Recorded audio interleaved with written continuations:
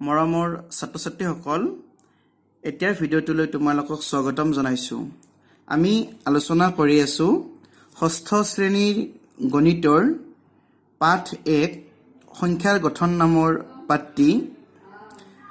সংখ্যাৰ গঠন নামৰ পাঠটি আমি আলোচনা কৰি আহি এতিয়া পাইছোহি 9 নম্বৰ পৃষ্ঠা পেজ নম্বৰ 9। ইয়াত আছে নিজে কৰা। ছাত্ৰ-ছাত্ৰীসকল এইখিনিতে মই এটা কথা কৈ থওঁ যে যিসকল ছাত্ৰ-ছাত্ৰীয়ে এইটো পাঠৰ বাবে প্ৰস্তুত কৰা আগৰ ভিডিঅ'সমূহ চোৱা নাই তোমালোকে চাব পাৰিবা। আৰু লগতে আমি যেতিয়া এইটো পাঠ আলোচনা কৰি সম্পূৰ্ণ কৰিম তেতিয়া এইটো পাঠৰ বাবে যিমানকেইটা ভিডিঅ' প্ৰস্তুত কৰা হয় আটাইকেইটা ভিডিঅ'ৰ লিংক আটাইকেইটা ভিডিঅ'ৰ ডেছক্ৰিপশ্যন বক্সত তোমালোকে পাবা।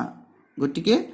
ডেছক্ৰিপশ্যন বক্সত থকা লিংকৰ জৰিয়তে তোমালোকে আটাইকেইটা ভিডিঅ' চাব পাৰিবা। বাৰু যি কি নহওক এতিয়া এ নম্বৰত কি আছে চাওঁ। কমা ব্যৱহাৰ কৰি অংকৰে লিখা। ইয়াত আখৰেৰে লিখা আছে, আমি অংকৰে লিখিব লাগিব। 1 নম্বৰটো আছে ৭৫,৬৯,৩০৭। তোমালোকে এইদৰে লিখিবা। এৰ 1 নম্বৰ কি আছে ৭৫,৬৯,৩০৭। ভাৰতীয় পদ্ধতিত ৭৫,৬৯,৩০৭ এইটো হ'বনে? এইটো ৩০৭, এইটো ৬৯,০০০, একক, দশক, শতক, হাজাৰ, ৬৯,০০০। তাৰপিছত হিচাপ কৰা একক, দশক, শতক, হাজাৰ, 10,০০০, তাৰপিছত লাখ, অৰ্থাৎ ৭৫,০০,০০০, ৭৫,৬৯,৩০৭। কমা ব্যৱহাৰ কৰি অংকৰে লিখিব লাগে। আমি কমা ব্যৱহাৰ কৰি অংকৰে লিখিলোঁ। 2 নম্বৰটো চাবা কি আছে ৯,11,21,202। 9 কোটি তাৰপিছত 11 লাখ। আমি আগৰ ভিডিঅ'ত আলোচনা কৰি আছিলোঁ লাখৰ গটোত দুটা থাকে হয়নে? লাখ আৰু 10 লাখ। 9,11,21,202 202। একক, দশক, শতক, হাজাৰত আমি কমা দিলোঁ, হাজাৰ আৰু শতকৰ মাজত 21,০০০। তাৰপিছত এইটো কি তাৰপিছত হাজাৰ, 10,০০০, তাৰপিছত লাখ, 11 লাখত কমা দিলোঁ আৰু কোটিত কমা দিলোঁ। গতিকে 9,11,21,202। 3 নম্বৰটো চাবা 50,08,01,592। এইটো আন্তৰ্জাতিক পদ্ধতিত লিখিব লাগে। চাবা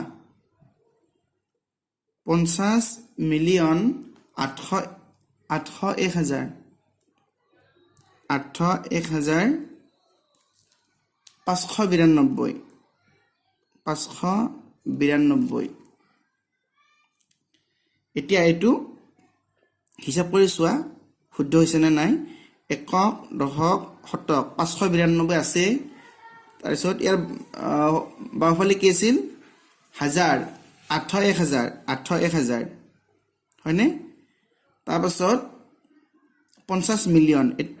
50ত ইয়াত মিলিয়ন হৈছে নে নাই চোৱা। একক, দশক, শতক, হাজাৰ, 10,000, 100,000, মিলিয়ন, অৰ্থাৎ 50,08,01,592। এইটো আন্তৰ্জাতিক পদ্ধতিত আমি লিখিলোঁ। 4 নম্বৰ কি আছে চাবা 58,26,202। 58 মিলিয়ন 58 মিলিয়ন 58,26,000। এতিয়া আমি জানো আন্তৰ্জাতিক পদ্ধতিত হাজাৰৰ গোটত 3টা থাকে হয়নে? 1000, 10,000, 100,000। কিন্তু ইয়াত 26,000 আছে। কিন্তু আমি ইয়াত দুটাহে অংক আছে, কিন্তু 3টা থাকিব লাগিব। আন্তৰ্জাতিক পদ্ধতিত হাজাৰৰ গোটত 3টা থাকে। গতিকে আমি ইয়াত বাওঁফালে এটা শূন্য দিলোঁ।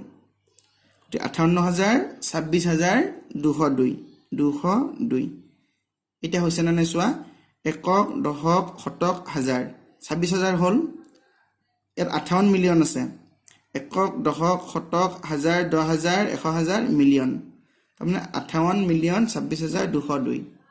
হৈ গ'ল। এতিয়া বি নম্বৰটো কি আছে চোৱা এলৈকে হৈ গ'ল বি নম্বৰ ভাৰতীয় প্ৰণালীত শুদ্ধকৈ কমা বহুৱা 1 2 3 এই তিনিটা আমি ভাৰতীয় প্ৰণালীত লিখিব লাগে আৰু কমা ব্যৱহাৰ কৰিব লাগে চাবাচোন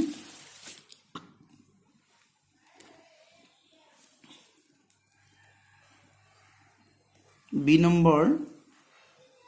বি প্ৰথমটো কৰি চাও 1 নম্বৰ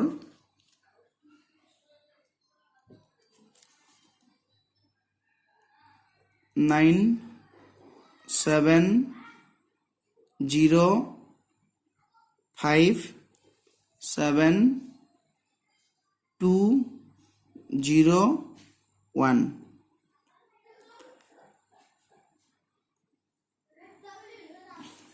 এটো ভাৰতীয় প্ৰণালীত কমা ব্যৱহাৰ কৰিব লাগে চাবা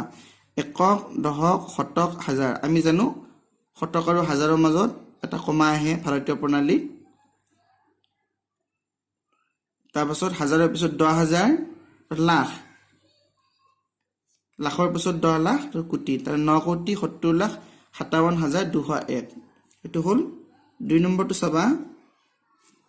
আমি প্ৰথমতে সংখ্যাটো লিখি লও এত 9 কেটা আছে 1 2 3 4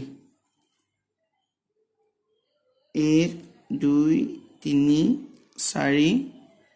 শূন্য দুটা আছে তাৰপিছত 4 6 একক দশক শতক হাজাৰ 10000 লাখ 10 লাখ কোটি তাৰ মানে 9 কোটি 99 লাখ 90046 এটো হল 3 নম্বৰ সংখ্যাটো লিখি লও 98498423123107 একক দশক শতক হাজাৰ এটা কমা দিয়া 10000 লাখ এটা কমা দিয়া 10 লাখ কোটি তো 9 কোটি 84 লাখ 23107 এটো হল এতিয়া সি নম্বৰটো কি আছে চোৱা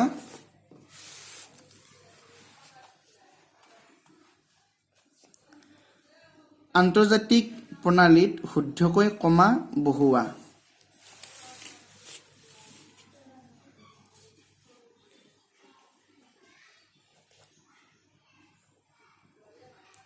এক নম্বৰ 7 9 8 2 1 9 0 2 এটো আন্তৰ্জাতিক পদ্ধতিৰে আমি কমা ব্যৱহাৰ কৰিব লাগে চাবা একক দশক শতক হাজাৰ এটা কমা হ'ব 10000 100000 তাৰপিছত মিলিয়ন অৰ্থাৎ 79 মিলিয়ন তাহলে 79,821,902 এটো হল 2 নম্বৰটো চোৱা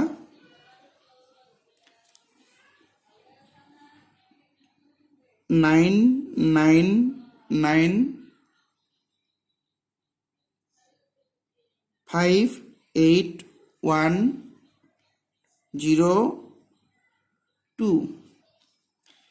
একক দশক শতক হাজাৰ 10000 100000 মিলিয়ন তাৰ মানে 99,958,102 3 নম্বৰটো চোৱা 4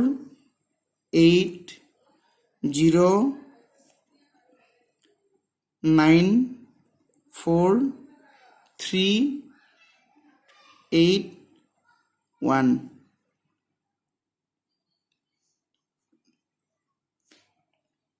একক দশক শতক হাজাৰ 10000 100000 মিলিয়ন 48 মিলিয়ন 94,381 এটা বলা ডি নম্বৰটো কি আছে আমি চাও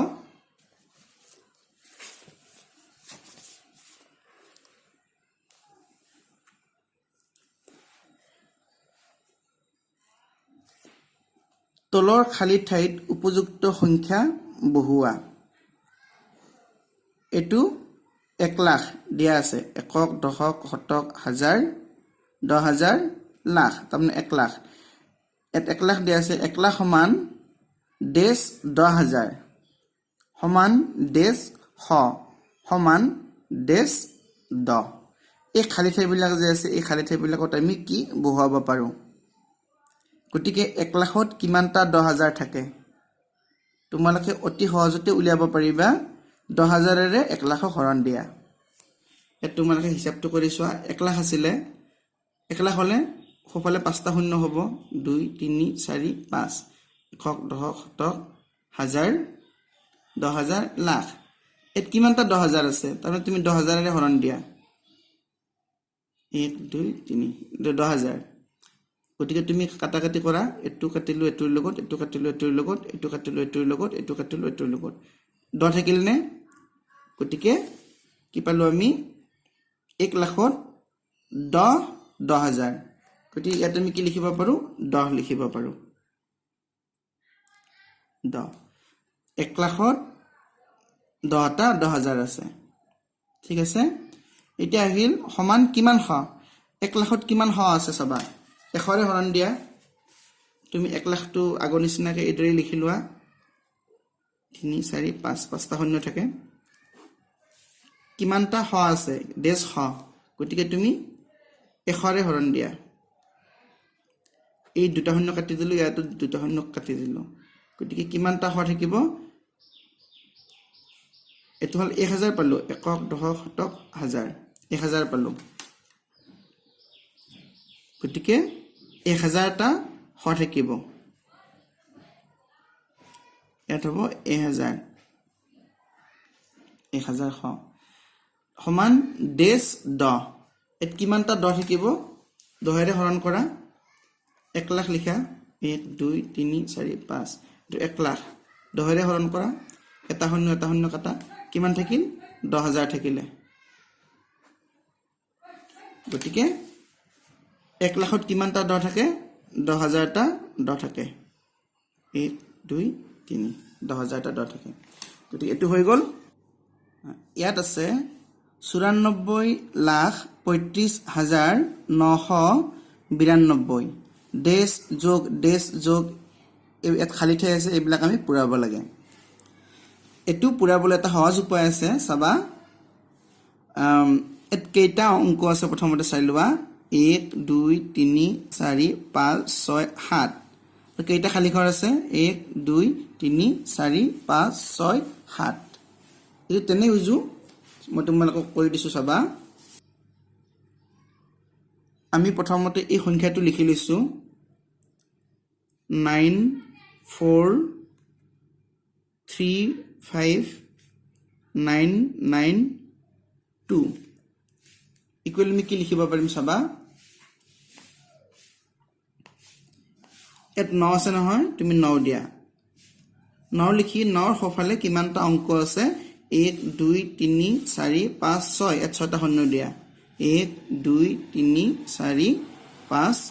6 যোগ 4 আছে নহয় 4 লিখি 4 সোফালে কিমান অংক আছে 1 2 3 4 5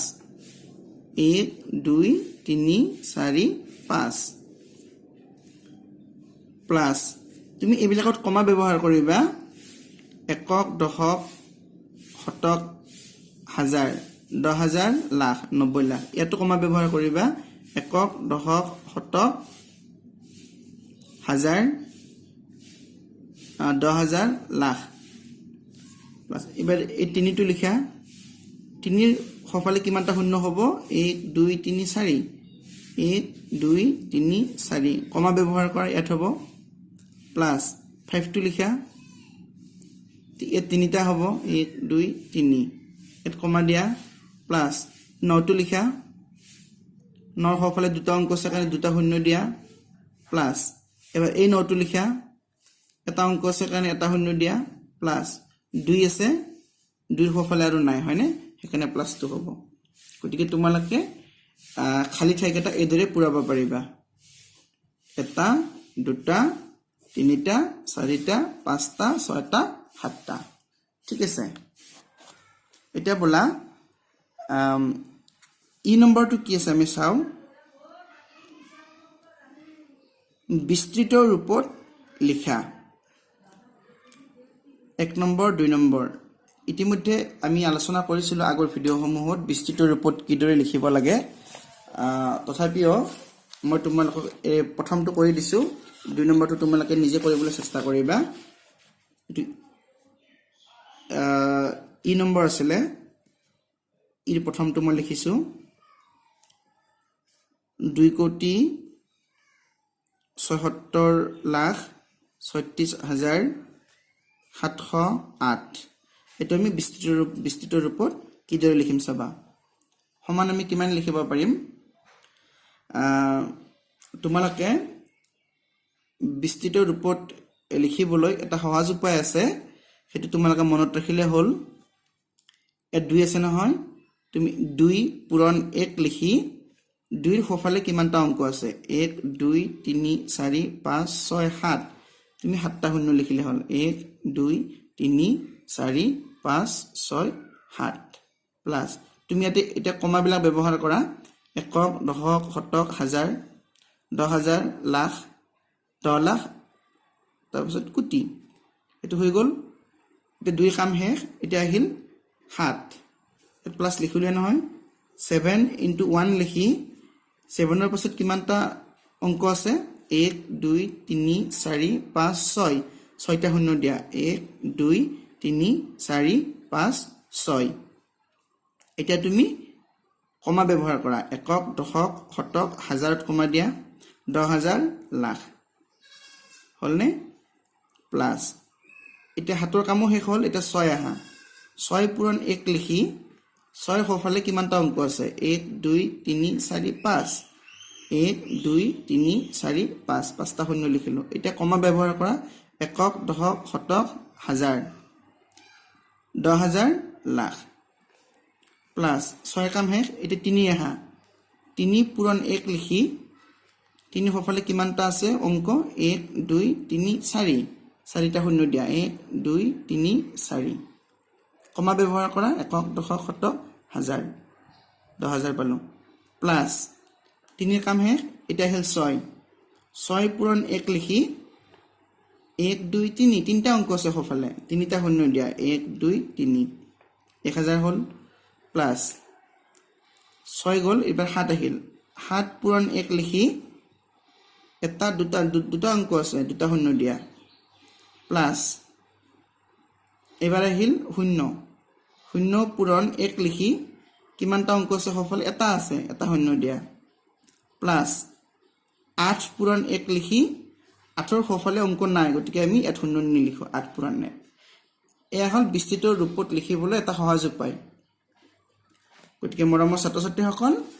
তোমালোকে 2 নম্বৰটো নিজে কৰিবলৈ চেষ্টা কৰিবা এতিয়া F নম্বৰটো চাবা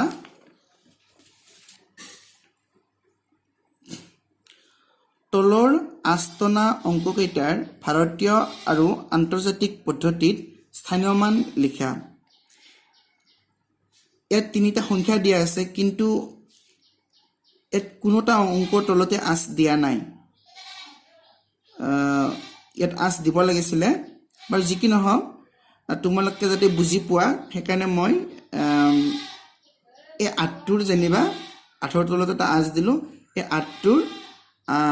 ভাৰতীয় আৰু আন্তৰ্জাতিক পদ্ধতিত আমি স্থানীয় মান উলিয়াম চাবা F4 1 নম্বৰটো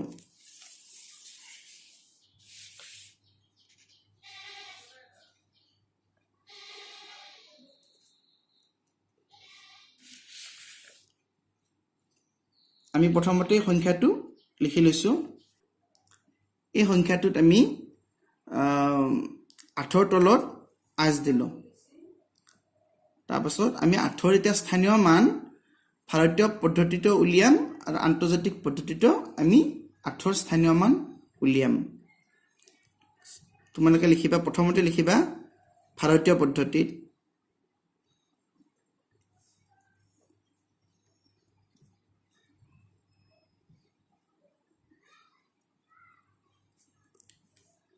স্থানীয় মান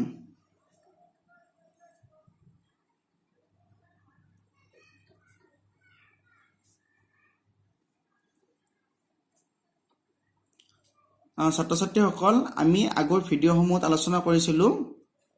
স্থানীয় মান উলিয়াবলৈ আমি একেটা শাৰীতে কিদৰে উলিয়াব পাৰিম এটা সহজ উপায় আছে গতিকে তোমালোকে সেই সহজ উপায়টো চাবা এটো 8 তুমি প্ৰথমতে 8টো লিখিবা লিখি 8ৰ সোঁফালে যিমানটা অংক আছে সিমানটা শূন্য লিখিবা 1 2 3 4 5 6 7 1 2 3 4 5 6 7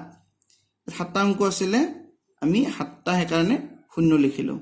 1 2 3 4 5 6 7 বাৰু যিকি নহওক এতিয়া আমি কমাবিলাক ব্যৱহাৰ কৰিম যেটো আমি ইয়াত লিখিছো ভাৰতীয় পদ্ধতিত গতিকে কমাবিলাক ভাৰতীয় পদ্ধতিত ব্যৱহাৰ কৰিলে হ'ল একক দশক শতক হাজাৰ 10000 লাখ 10 লাখ কোটি তাৰ মানে ভাৰতীয় পদ্ধতিত 18 স্থানীয় মান কি 8 কোটি হল এতিয়া আন্তৰ্জাতিক পদ্ধতিত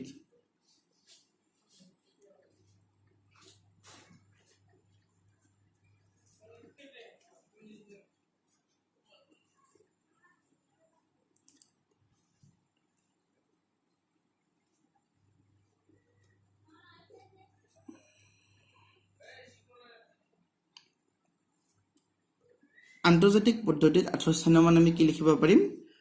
তুমি একটা পদ্ধতিতে ব্যৱহাৰ কৰা ইয়াত আছে 8 8ৰ সোঁফালে যেহেতু 7টা অংক আছে 7টা শূন্য লিখা 1 2 3 4 5 6 7